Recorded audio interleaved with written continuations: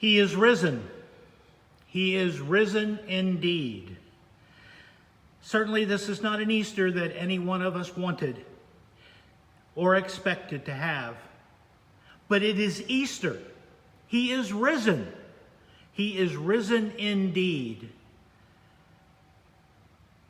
Kay shared with me an article that she received or was forwarded to her on Facebook, and I read it, and I was very moved by it. I verified the source, and I found it on several churches' websites. The author of the piece is unknown.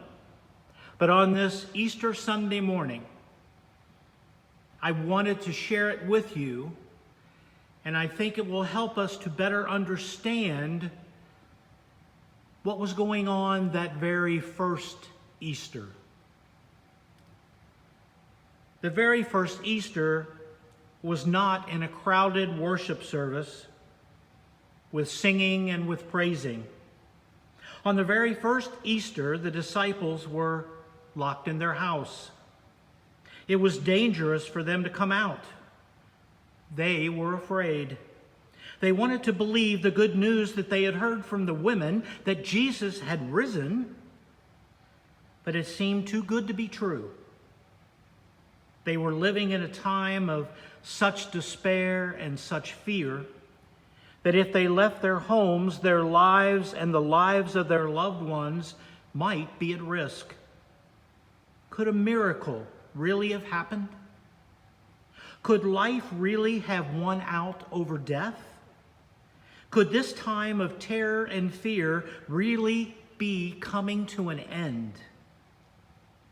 Alone in their homes, they dared to believe that hope was possible and that the long night was over and the morning had in fact broken, that God's love was the most powerful of all, even though it didn't seem quite real yet. Eventually, they were able to leave their homes, and when the fear and the danger had subsided, they went around celebrating and spreading the good news that Jesus was risen and love was the most powerful force on the earth. This year, we just might get to experience a taste of what that first Easter was like. Still in our homes, daring to believe that hope is on the horizon.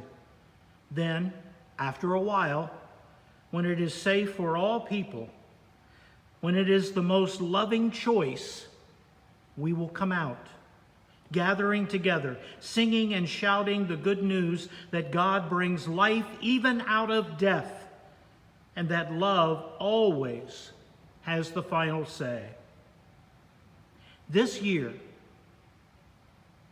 we might get the closest taste we have ever had yet to what that first Easter was like.